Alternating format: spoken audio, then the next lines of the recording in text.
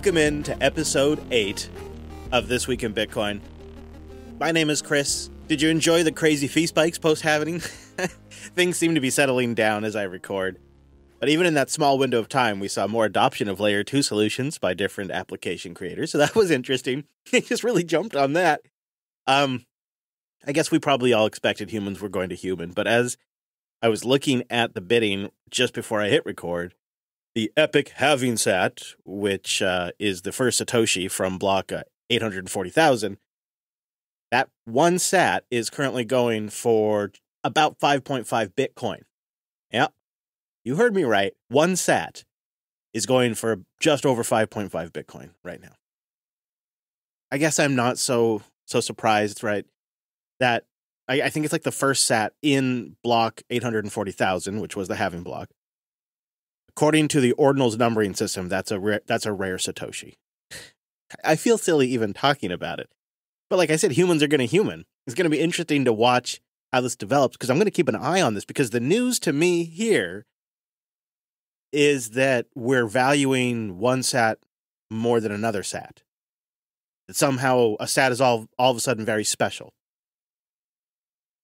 And I think this kind of concerns me a little bit. I'm not quite sure why, but I can't help but feel like this is going to be human behavior. And I want you to boost in with your thoughts. I have a question for you. Because I bet you it's easy to say this is silly and this is ridiculous, but frame it like this. Would you pay a little extra to own one of Satoshi's original sats? Maybe from the Genesis block. You know, I mean, this is a theory, just totally theoretical. Like somehow these came up for sale. Satoshi shows back up on the scene. It's like, hey, everybody, I need a little money. The price has gone up a little bit. I'm going to sell one of these sats. I'm going to sell a few of these sats, and each one of these, they're going to go for like one sat. One of Satoshi's sats is going to go for 10,000 sats. Not a whole Bitcoin, just 10,000 sats for one Satoshi sat. Would you be willing to do that? That's the mind game I've been playing with myself. Think I might. Like to know what you would do. Let me know. I am off to Linux Fest Northwest this weekend, so come say hi if you're in the Pacific Northwest. I just got back from Austin, Texas, and now I'm going to the Bellingham Technical College, April 26th and the 28th, 2024. If you're around on Saturday, I'll be doing some barbecuing, and on Sunday, I'll be doing Linux Unplugged Live. Could be a lot of fun. It's probably not going to be, you guys will understand and appreciate this, actually. None of the other shows, anybody appreciates this. It drives me crazy when I'm at Linux Fest because their campus is the Bellingham Technical College. Well, guess what they shorten that to? BTC. So I see BTC everywhere, all over the place. BTC, BTC, BTC, and it's never about Bitcoin. It's rough. It could be a lot worse, though. Samourai Wallet founders have been arrested and charged with money laundering in the Southern District of New York. Federal prosecutors charged the Samourai Wallet founders Rodriguez and Hill today. The pair are charged with conspiracy to commit money laundering and conspiracy to operate an unlicensed money transmitting business. Side note here, I think we're going to be hearing a lot more unlicensed money transmitted business accusations getting thrown around in the future. These charges carry a maximum sentence of 20 years and 5 years, respectively. Rodriguez, 35, and Hill, 65, collected approximately $4.5 million in fees for their, quote, mixing service, according to prosecutors. Rodriguez was arrested on Wednesday morning, and it will be arraigned in Pennsylvania either later today as I record or tomorrow, as you're probably listening to this. According to the press release, Hill was Samourai Wallet's CTO. He's been arrested in Portugal and will be extradited to the U.S. So Rodriguez is in Pennsylvania. Hill is in Portugal right now and extradited to the U.S. I have some of the highlights here. So yeah, a conspiracy to commit money laundering, conspiracy to operate unlicensed money transmitter business. Those are not too surprising. Anybody that follows this kind of stuff, we've seen this before. Here's where it kind of gets a little specific. The prosecutors claimed that they facilitated over $2 billion in unlawful transactions. That's a huge number. Enabled $100 million in money laundering from dark web markets. They also claim that they went on Twitter and encouraged money laundering encouraged people like avoiding sanctions, and they have screenshots in the announcement that they have over on the U.S. government website. I'll put a link to it in the show notes. They got screenshots of like their Twitter feeds. I mean, it's pretty rough, guys. They say, quote, they encourage money laundering via Twitter. They marketed specifically to criminals for privacy evasion. And they acknowledge that they receive revenue from dark/gray market participants, and that they even sort of boasted about that to potential investors. That's and they've got some quotes. They've got like somehow they've got messages. I'm going to keep following this, but they seem to have some messages where they were boasting in multiple cases about taking money from dark gray markets and about how their niche is dark gray markets. They're never going to be mainstream, but their niche will be dark gray markets, and that's good money. Quote, at Samourai, we're entirely focused on the censorship resistance and black/gray circular economy. One private message attributed to Hill. This is all we have at this point. Quote, this implies no foreseeable mass adoption, although the black/gray markets have already started to expand during COVID and will continue to do so post-COVID. And the prosecutors have that in a screenshot. At this time, I don't know where they got it from, but it appears to be attributed to Hill, one of the co-founders of Samourai Wallet. And the other kind of wider context here is that the DOJ is preparing for an upcoming trial against Roman Storm, who's a developer and co-founder of the Tornado cash mixing service on Ethereum. And that case is being pursued by the DOJ's Southern District of New York Division. And recently, the DOJ's Washington, D.C. unit successfully won a conviction against Roman Sterlingov? That's, I know, my bad. But as you might recall, he was the operator of the crypto mixer Bitcoin Fog. And they got him on money laundering charges. So they're building momentum here. They're knocking them down and they're building momentum, and now they're operating with more and more international partners on these, and they're expanding. And the only real solution here for end users to avoid any third-party risk is full custodial services. In reality, it means, if you have to use a custodial Lightning wallet for a bit, quote unquote have to. It means don't leave a lot of money on there, and have a full custody solution for the money you really care about. I'll keep an eye on this, and if you see any interesting stories, please send them in, maybe via Boost or from the contact page. I'd like to keep an eye on this story, but I'll be on the go, but it's definitely going to be an important one that, again, just sets more precedents. Now, on Monday, we had some good news. Bitcoin got 5 new BIP editors. So what's a BIP? Well, it's a Bitcoin improvement proposal. It's a way for the community, in a wider context, to suggest improvements or propose improvements to Bitcoin. And this has also been adopted in other projects too, like the Podcasting 2.0 project. And so you get a BIP, editors help make it into the best possible BIP possible. Just something that is not only a good historical document, but gives people context when they come to analyze the issue. Because if something major does happen and get accepted, it could become sort of a historical improvement proposal. And so you want these things to really kind of stand the test of time. And there's only so much one editor can do. And Luke Dasher says he was just backlogged. He's the primary editor for BIPs right now. And he reached out for help on the mailing list. And some well-known existing expert contributors were suggested. They seem to mostly have support. This process is kind of funny the way it works. There is a voting. And then if there's really no fighting and no massive reasons not to go for somebody, or like a strong vote that goes the wrong way, it's sort of like when there's a lack of activity, that's when they've reached consensus. It's a funny way they do this. And so after Luke asked for some help, there was some formality discussions. And then the day after the halving, 420, Ava Chow wrote, quote, there's not really been any actual objections to the nominees, nor have there been any suggestions on choosing a subset of them since my last email. As such, there is rough consensus. Now, to the outsider, that seems like odd, but Ava actually addresses why rough consensus is exactly what they're looking for. Quote, I don't want this process to become a popularity contest and require some kind of formal voting. Rather, I'd prefer that this process be something more like how Bitcoin core maintainers are added, by achieving rough consensus. And thus, we have 5 new editors. That should be really interesting. I think other open source projects should also look at the BIP process. It is, getting things into Bitcoin is not easy, and it's not a quick process, but it starts with the BIP. And then it's quite the journey from there. Some bad news for El Salvador users, though.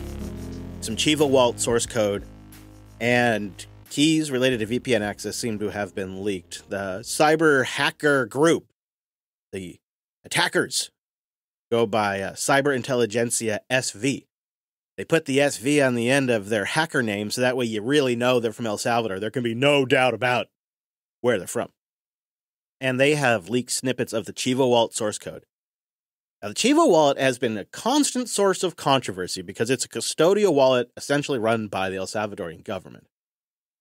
And they incentivized users by giving them some free money if they downloaded this wallet. And I think, with hindsight, it's pretty easy to say it wasn't a great idea, but the El Salvadorian government was looking for something that they could roll out and have some level of support and control over. It's a big transition to go from banks to a wallet. You could kind of see it from their perspective, but as Bitcoiners, we know, boy, that's never going to go well.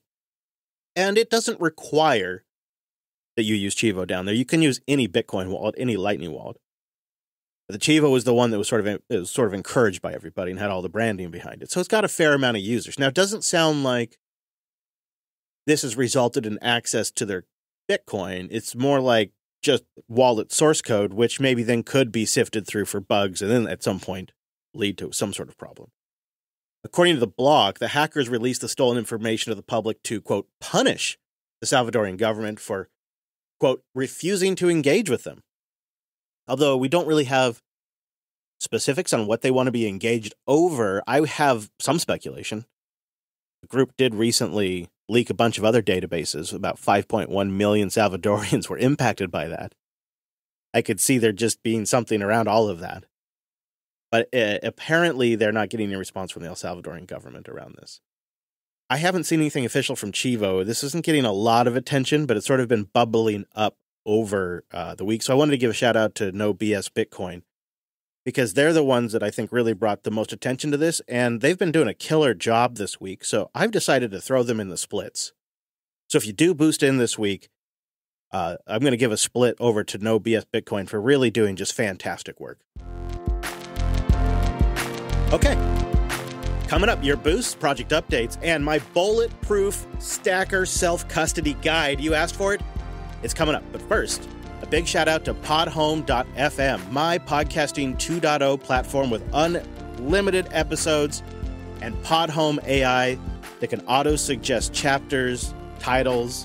It's really, really powerful. It also has the easiest live stream support with full podcasting 2.0 lit integration. You can do value for value music streaming, unlimited shows, and episodes. Just use my promo code TWIB. That's TWIB, and you get the first 3 months for free. And see why I'm loving Podhome for all my podcasting 2.0 hosting. It's quick, too. The downloads are wicked fast. So many nice features, and it's like having a whole team in your back pocket when you go to post. Now, we do have some boosts to get into this week, so let's do it. Jeremy Ross is our baller booster this week, who comes in with 23,500 sats. Sent in from Castamatic with no message, though. I do appreciate that support, Jeremy. If you meant to send a message, just let me know. But I really appreciate it. The Podfather's not far behind, though, with 15,000 sats. Mr. Adam Curry comes in via Podcast Guru. I hoard that which your kind covet. Friday night drinking wine and Texas boost. Woo! I was just in Texas, possibly when you sent that boost. Yeah. I was probably on my way home that day. Thank you, Podfather. Appreciate that. And JC Denton comes in with 2,100 sats. BOOST. Happy halving. Here is a post-halving sat. Oh, are those very special, JCD? Are those like special sats? Are they epic? Appreciate that, JC Denton. Obby1984 comes in with 4,000 sats. When it comes to cold storage of my Bitcoin, I went old school and printed off a paper wallet with an air-gapped machine and then just store the paper wallet in my fireproof safe. I just keep the public address in a text editor, and in a sync thing folder occasionally that gets backed up. I also keep the soundboard. It's like your piece of flair. He says also keep the soundboard. It's like your pieces of flair. There is always a minimum of flair. The paper wallet. I'd like to hear opinions on the paper wallet. I have heard people shouldn't be using paper wallets anymore, Poppy, but it seems like that's a workflow that's working for you. So Make it so. I can't really say no. Oh, there he is. Adversary 17 comes in with 8,000 sats. Boost! No message, though. Just sending in a big old boost over Fountain. Appreciate it. You know, all these boosts help us get up on the Discovery page, too, so people can find the new show. And I also really appreciate that. Chad F comes in with 3,222 sats and says, thanks for covering runes. I hadn't heard of it until today. And then he also sent 1,000 sats to our artist for the end track, June and the Jets. Thank you for doing that, Chad. Chad F. Man, you know what? You deserve like a hot boost and a pew pew. You're always out there repping Podcasting 2.0 and the value for value music, man. Really appreciate that. You're doing the people's work. The Muso comes in with 4,500 sats. I am programmed in multiple techniques. The What Bitcoin Did podcast covered the runes and ordinal stuff a few months back. I particularly enjoyed an episode with the Bitcoin mechanic and his argument against anything that is not a monetary transaction on the blockchain. I'd already agreed with him prior to listening to this episode, but afterwards I agree even more. In my opinion, anything on the Bitcoin blockchain that is not a monetary transaction devalues Bitcoin as a whole. Let the shitcoin blockchains keep their shitcoin tokens, I say. Oh, I love that hot take. You know, so that's what I'm oscillating to as well. It's like it should only be monetary uses on Bitcoin because we got all these other crap currencies that people can go out there and play around with. However, I think it is also the actual valuable, scarce nature of Bitcoin that makes it kind of attractive to people to play around like this. You see what I'm saying? And if we're going to go around and say rocks have value and digital tokens have value, where are you going to draw the line, Muso? Where are you going to draw the line? Now, I like that you have a line, and that is anything that's not a monetary transaction. But ordinals are technically monetary transactions. I don't know, man. Crashmaster comes in with the Row Ducks. 2,222 sats on Podverse. Keep up the good work, Chris. If you tweak the show at all, perhaps consider incorporating more Bitcoin mining and cold wallet software stack reviews as updates on even occasional how-tos. Maybe these could be subscriber special episodes. Kind of dig the idea of checking in on software stacks. We're going to do that in this episode a little bit. I'll talk more about that in a moment. But I like the idea of my stack is always kind of not actively changing. In fact, the rate of change has slowed. The software stack that I use to manage, buy, and sell, very rarely sell Bitcoin. In fact, I don't generally sell Bitcoin so much as I'll use something like the Bitcoin company. And that's really just for business purposes sometimes. It's tricky, right? Because for me, I really want, my primary thing is I want to privately store for a long term. Selling is mostly going to happen over Lightning or something like that. It's going to be small little things or a boost. It's not going to be like, a house or a car or something like that. So that stack is generally relatively static, but it does change and evolve as the Bitcoin network fees change and things like that, and layer 2 solutions and things like Fedimint come along.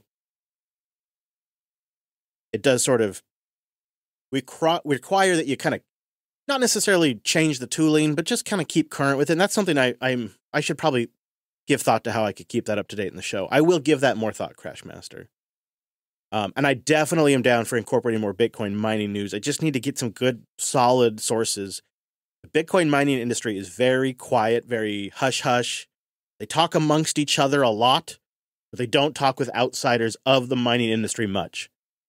I think because of just persecution in the past and all kinds of things like that. So last thing they really want to do is draw attention to themselves at all. You can see why they're not super excited to come run into a guy like me. But I am definitely down for just sharing more about what's going on at that layer.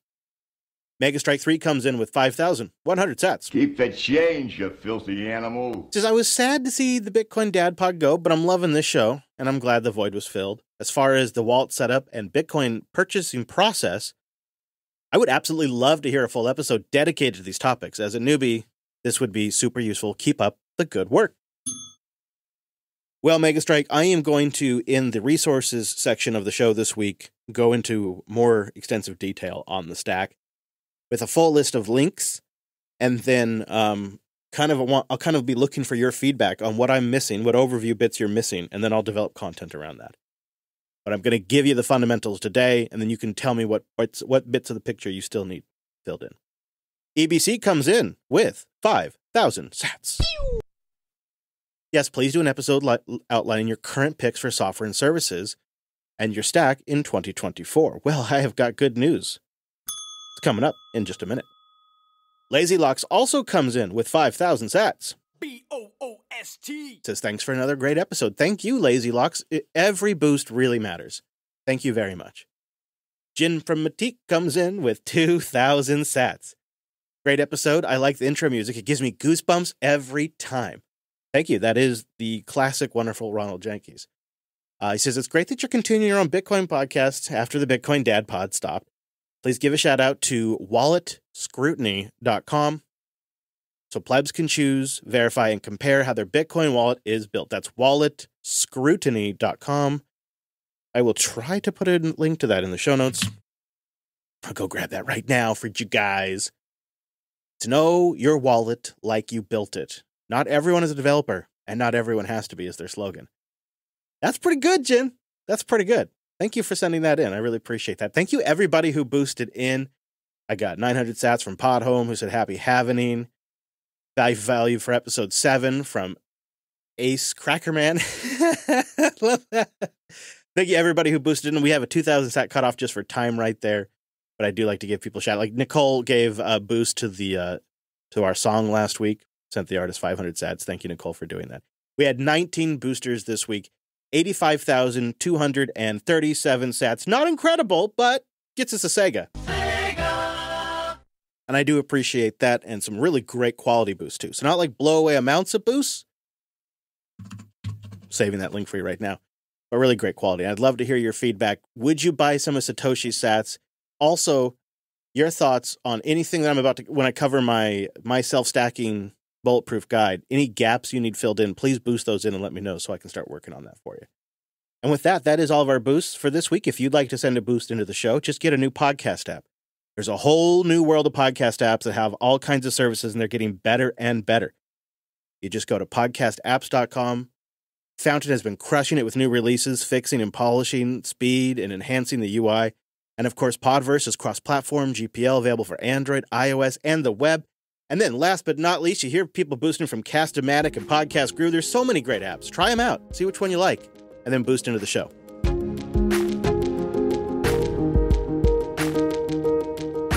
I got project updates for you. I am so excited about the next major release of Zeus.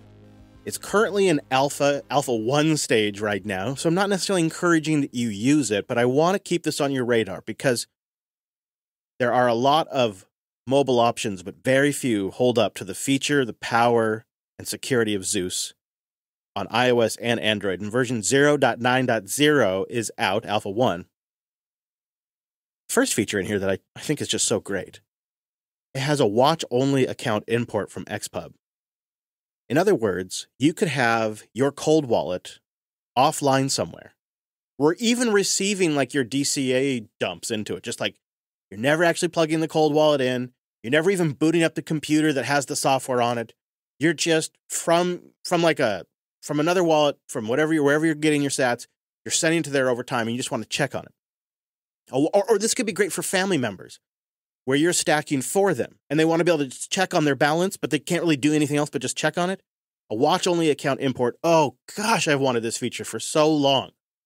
It's so great to see Zeus bringing this. Also, another fantastic feature, hardware wallet support, you guys. Signing device support, like Cold Card, Seed Signer, etc. And then on the Lightning side, they got batch channel opens. Yes, that's right, batch channel opens. The batch channel opens, which will, it'll open up channels in batches and keep things cheaper. And batch on-chain transactions as well. Man, Zeus is really looking good. And I'll let you know when I see that version actually ship stable, because that is some great hardware wallet support, you guys. Strike has a really big update this week. They now are rolling out in Europe. Yo, we just launched Strike Europe. Ladies and gentlemen, it is live today, right now. Check your app stores for all eligible European customers. Strike is available. Let's go. I am pumped. It actually looks really great, and it's going to make it even easier now for people to stack sats on a really decent platform. I think Strike is a solid platform, and it's got Lightning support. It's got a good set of people behind it. It's great to see it expand.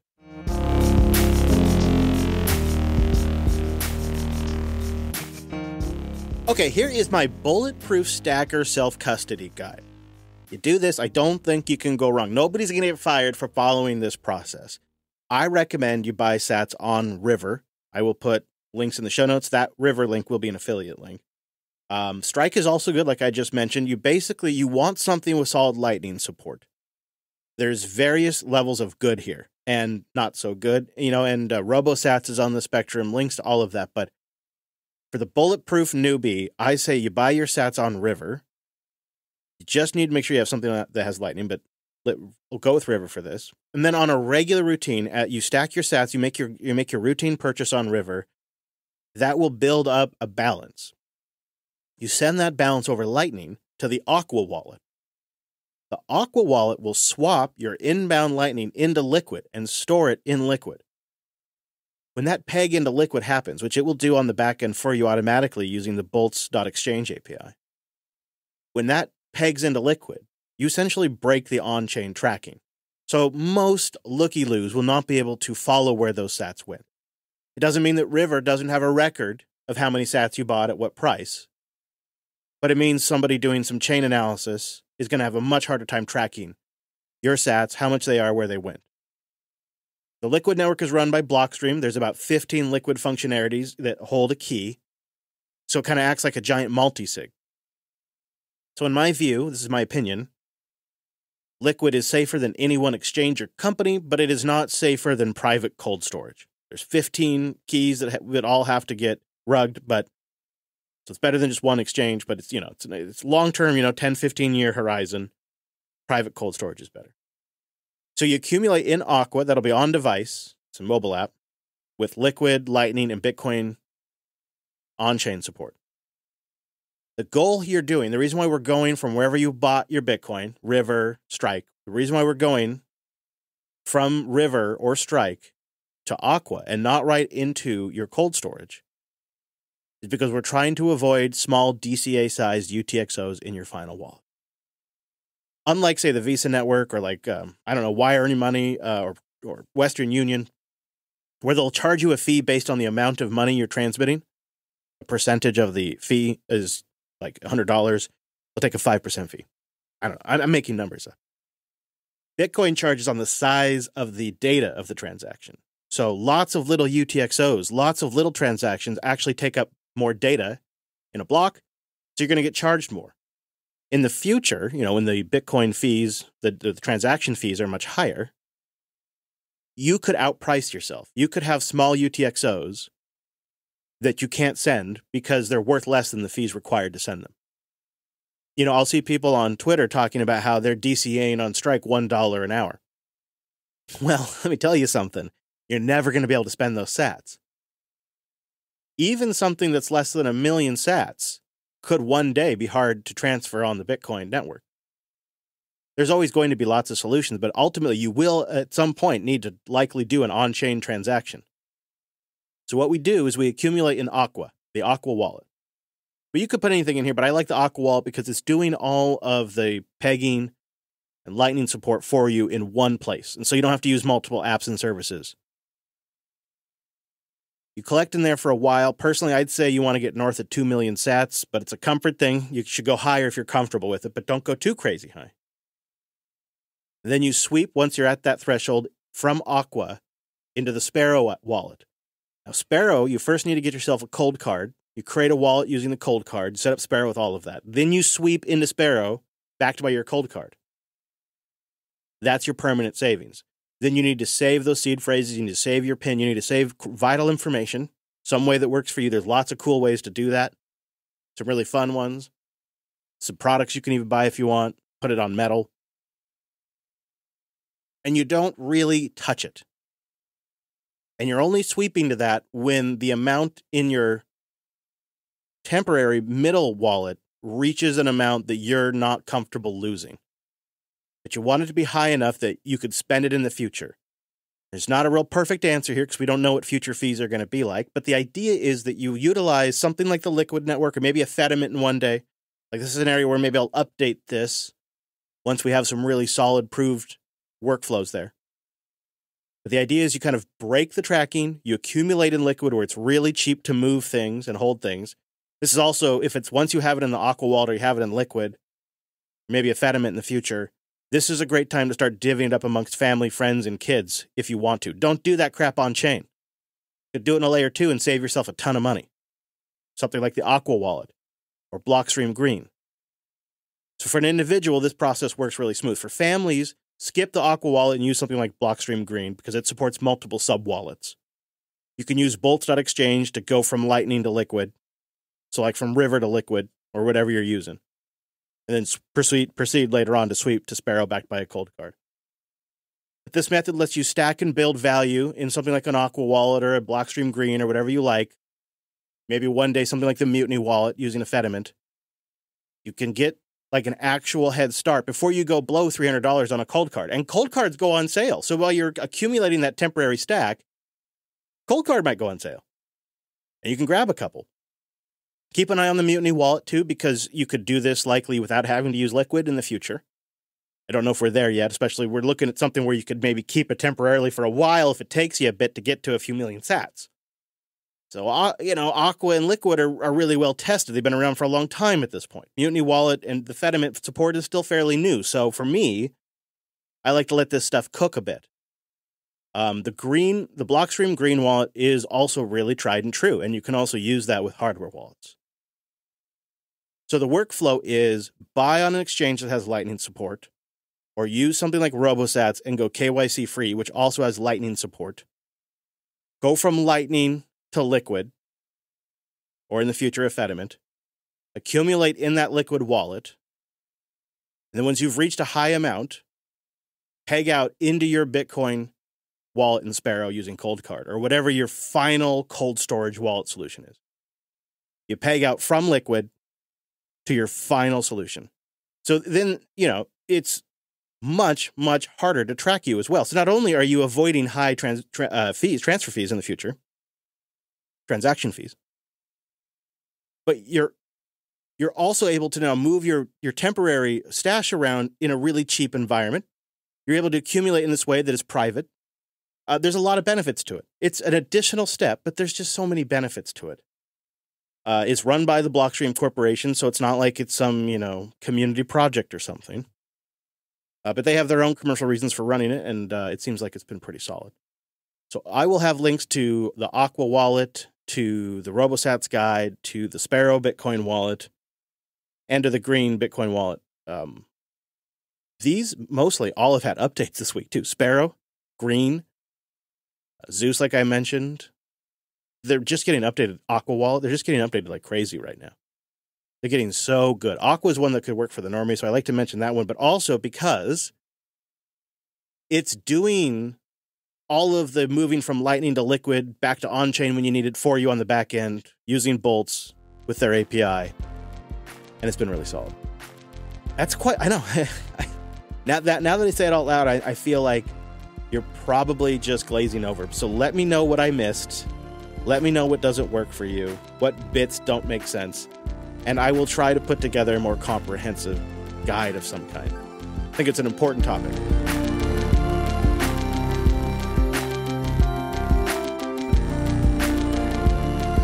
Our last clip of the week, I get no pleasure in playing this for you, but I think we need to get on the same page. This shenanigans going on with the Bitcoin stuff, that not just the ordinals, but more than that, it's not going away anytime soon. And the reason I say that is I think nobody has properly communicated the actual value of Bitcoin and the utility of Bitcoin.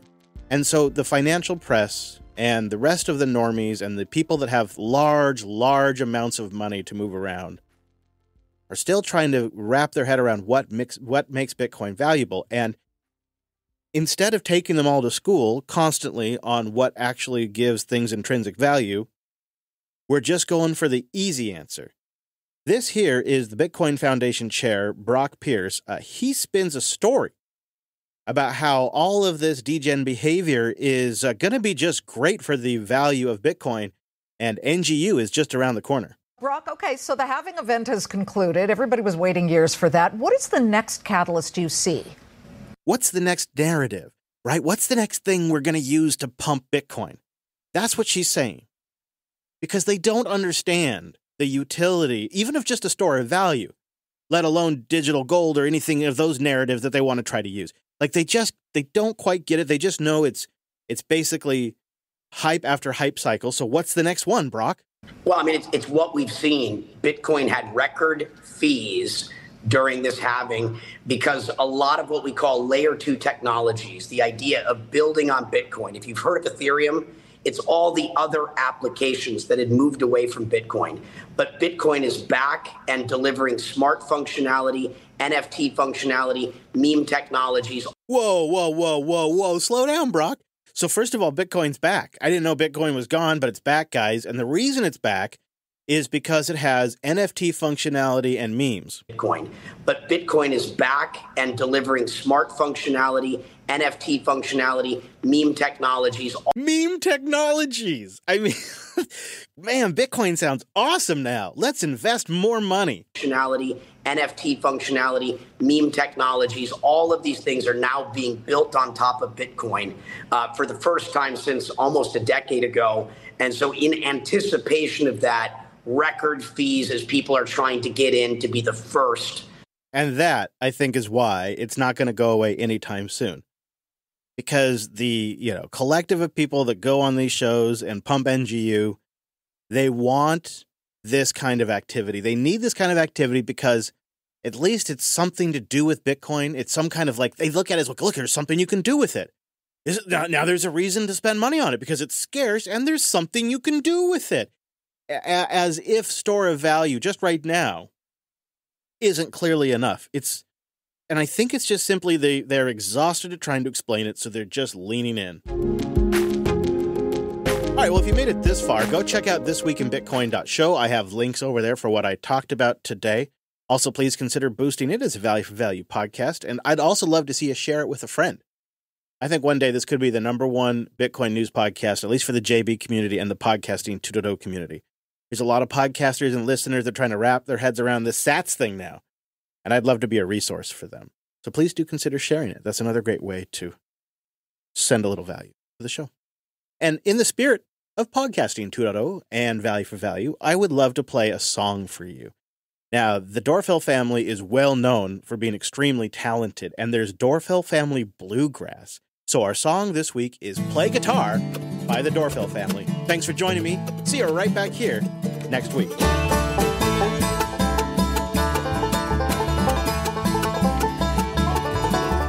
Mama said to stay in school, but now I'm playing the fool. Took my case and head down. Now I'm sitting here broke down. Don't know half the things I know I should know, but I know how to play guitar.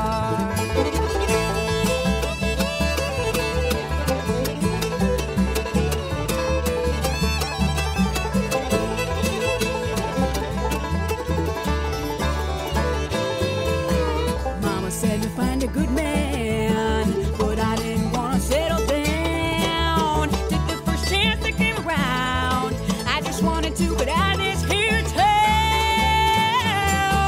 Don't know half the things I know I should know, but I know how to play guitar.